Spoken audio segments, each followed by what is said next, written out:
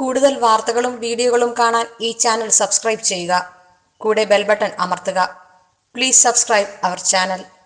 എല്ലാ മാന്യ പ്രേക്ഷകർക്കും ജ്യോതിഷ വിശ്വാസികൾക്കും എൻ്റെ എളിയ എപ്പിസോഡിലേക്ക് നിസ്സീമമായ സ്വാഗതം. പലരും വിളിച്ചു ചോദിക്കാറുണ്ട്, ആർത്തവ സമയത്ത് എന്തുകൊണ്ട് ക്ഷേത്രത്തിൽ പ്രദക്ഷിണം വയ്ക്കാൻ പാടില്ല? എന്തുകൊണ്ടാണ് പാടില്ലാത്തത്? നിങ്ങൾ തന്നെ ആലോചിച്ച് നോക്കുക, സ്ത്രീകൾ ആലോചിച്ച് നോക്കുക. അശുദ്ധിയുള്ള സമയത്ത്, ഇപ്പം ഞാൻ നേരത്തെ പറഞ്ഞിട്ടുണ്ട്, ഒരു പട്ടുനൂല് ഒരു ചെടിയുടെ അടുത്തൂടെ പോയപ്പോലും അതുപോലും വാടിപ്പോകുന്ന, അങ്ങനെയുള്ള ശരീര ഊഷ്മാവുമായിട്ട് നിൽക്കുന്നതായിട്ടുള്ള ഒരു സമയമാണ് സ്ത്രീകൾക്ക് ഈശ്വരൻ കൊടുത്തിരിക്കുന്നതായിട്ടുള്ള മാസത്തിൽ ഒരിക്കൽ വരുന്നതായിട്ടുള്ള ഒരു അശുദ്ധി അല്ലെങ്കിൽ ഒരു രക്തസ്രാവം എന്ന് പറയുന്ന ആ സംഭവം അല്ലേ. അപ്പോൾ ആ സമയത്തെന്ന് പറഞ്ഞാൽ ബിംബമാണ് അവിടെ ഇരിക്കുന്നത്, ചൈതന്യവത്തായിട്ടുള്ള ബിംബം. അശുദ്ധിയുള്ള സ്ത്രീകൾ പട്ടുനൂലിൻ്റെ ചുറ്റും ഒന്ന് ചുറ്റി നോക്കിക്കേ, എന്തു പറ്റും? പട്ടുനൂൽ അതിനകത്ത് മരിച്ചു പോവും അല്ലേ. അതെന്തുകൊണ്ടാണ്? ഇതൊക്കെ സത്യസന്ധമായിട്ടുള്ള കാര്യമാണ്. അപ്പം ദേവനെ വലം വെച്ചാലോ, അതല്ലേ കാവ് തീണ്ടിയാലോ? കാവ് തീണ്ടി അത്യന്തം ഗ്രഹപ്പഴയാണ്. രോഗവും ദുരിതവും അടിക്കടിക്കുണ്ടാവുന്നതാണ് പറയുന്നത്. കുടുംബം പോലും മുച്ചോട് മോശമായി പോകുമെന്നാണ് പറയപ്പെടുക. അതുകൊണ്ട് അശുദ്ധിയുള്ള ഘട്ടത്തിൽ, സ്ത്രീക്ക് അശുദ്ധിയുള്ള ഘട്ടത്തിൽ, ഇപ്പോൾ പറയുന്നുണ്ട് സ്ത്രീക്ക് അശുദ്ധി ഒന്നുമില്ല, അത് അശുദ്ധിയാണോ അശുദ്ധി അല്ലയോ എന്നൊക്കെ പല ആൾക്കാരും പലതും പറയുന്നുണ്ട് ഇല്ലേ. ഈ അശുദ്ധിയുള്ള സമയത്ത് അഥർവവേദത്തിൽ പോലും പറയുന്നുണ്ട്, ആഭിചാരം ചെയ്യാവുന്ന അശുദ്ധിയുള്ള വസ്ത്രങ്ങളോ രക്തങ്ങളോ മറ്റേ രക്താങ്കിതമായിട്ടുള്ള വസ്ത്രം കണ്ട് എന്ന് പോലും പറയുന്നുണ്ട്. ദുഷ്കർമ്മം ചെയ്യാൻ അത് ഉപയോഗിക്കുള്ളൂ അല്ലേ. അത് കരിച്ചുള്ളി കൊടുക്കുന്നവരുണ്ട്, പതിവശ്യൊന്നും പറഞ്ഞിട്ടുള്ള സാധനം.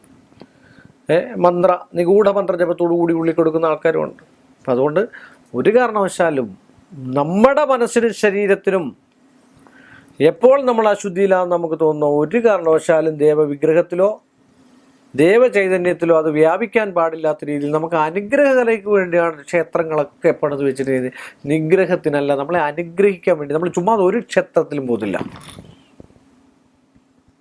ഗുരുവായൂർ പോലും പോകത്തില്ല. ഗുരുവായൂരപ്പൻ നമുക്ക് കാര്യം സാധിച്ചു തന്നാൽ നമ്മൾ വിലക്കെടുക്കുകയാണ്, ലേലം വിളിച്ചെടുക്കുകയാണ് ഗുരുവായൂരപ്പനെ.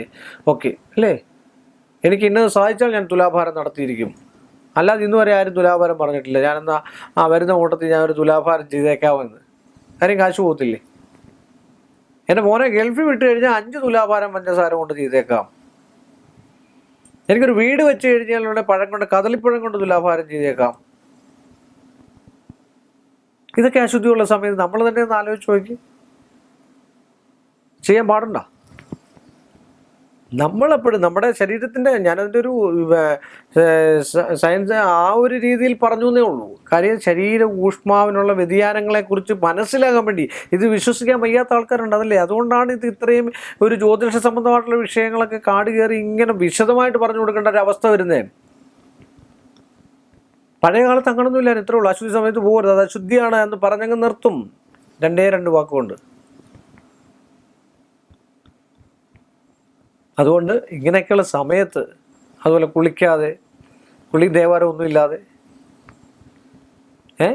ഭ്രാന്തചിത്താവതിയോടെ, അസ്വസ്ഥ മനസ്സോടെ ഇങ്ങനൊന്നും ക്ഷേത്ര ദർശനം നടത്താൻ പാടില്ല. നമ്മളിൽ വന്ന വികാരങ്ങൾ നമ്മുടെ ശരീരത്തിൻ്റെ ഓറയിൽ പോലും ഉണ്ടെന്നാണ് പറയപ്പെടുക. അതൊക്കെ ക്ഷേത്ര ചൈതന്യത്തെ ബാധിക്കുക. അടുത്തൊരു മരണം നടന്നാൽ പോലും ബാധിക്കുമല്ലോ. എന്തുകൊണ്ട് ക്ഷേത്ര നട അടച്ചിടുന്നു? ഇതൊക്കെ ആലോചിക്കുക.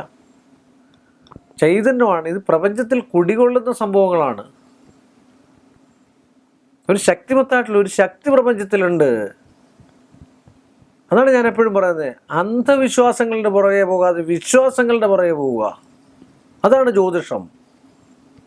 അന്ധമായിട്ട് വിശ്വസിക്കണമെന്ന് ഞാൻ ഒരിക്കലും പറയത്തില്ല, പലരോടും പറയുന്നുണ്ട്. ഒരിക്കലും ഞാനൊരു എപ്പിസോഡിൽ പറഞ്ഞിട്ട്, എനിക്കറിയത്തില്ല, രാവിലെ തൊട്ട് വൈകുന്നേരം വരെ ഇരുന്ന് ആ മന്ത്രം അവർ ജപിച്ചു. ഒരാൾ കാണിച്ചതാണ്.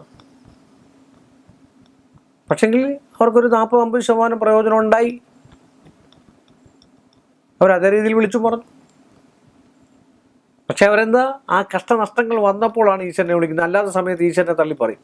നമ്മുടെയൊക്കെ മിടുക്കമുണ്ടാണ് നമ്മളെല്ലാം ചെയ്യുന്നതെന്ന് പറയും. എനിക്ക് 100 കോടി എൻ്റെ മിടുക്കൊണ്ടല്ലേ എന്ന് പറയാം, അന്നേരം ഈശ്വരനെ പറയത്തില്ല. അതുപോലെ നഷ്ടങ്ങൾ വരുമ്പോൾ പറയും, എൻ്റെ ഭഗവാനെ ഇത്രയും നാൾ എന്നെ ഇങ്ങനെ കൊണ്ടാണെന്നിട്ട് ഇപ്പോൾ എനിക്ക് ഗതി തന്നല്ലോ, അല്ലെ ഇത്രയും നാൾ ഞാൻ സഹസ്രനാമം ജപിച്ചു, ലളിത സഹസ്രനാമം ജപിച്ചു എന്നൊക്കെയാണ് പറയുക. ഭഗവാൻ അറിയാം ഞാൻ എന്താണ്, അല്ലെ നിങ്ങൾ എന്താണെന്നല്ലേ. ഗുരുവായൂരപ്പൻ്റെ അടുക്ക് പോയിട്ട് ഞാൻ കലേഷ് കുമാറാണ്, ജ്യോത്സ്യനാണ്, അതുകൊണ്ട് ഞാൻ വളരെ പാവമാണ്, എനിക്ക് എല്ലാം തരണേ ഭഗവാനെ എല്ലാം എന്ന് പറഞ്ഞു കഴിഞ്ഞാൽ ഭഗവാൻ തരത്തില്ല. ഭഗവാൻ അറിയാം ഞാൻ ആരാണെന്നുള്ളത്, നിങ്ങളാരാന്നുള്ളത് ഭഗവാൻ അറിയാം. എപ്പോൾ തരണം എങ്ങനെ തരണമെന്ന് തീരുമാനിക്കുന്ന ഭഗവാനാണ്. അപ്പോൾ അതിനാണ് ഭഗവാനെ ശല്യപ്പെടുത്തിക്കൊണ്ടേയിരിക്കുക എന്ന് പറയുന്നത്. ശല്യം എന്ന് പറഞ്ഞാൽ ഭഗവാനെ വിളിച്ചോണ്ടേയിരിക്കുക. അപ്പോൾ നമുക്ക് എല്ലാ സായുജ്യം കിട്ടും. അതുകൊണ്ട് അശുദ്ധിയുള്ള സമയത്തൊന്നും ക്ഷേത്ര ദർശനം നടത്താതിരിക്കുക. എന്തിനില്ലാത്ത ദോഷം വെറുതെ വലിച്ചു കിട്ടും അല്ലേ.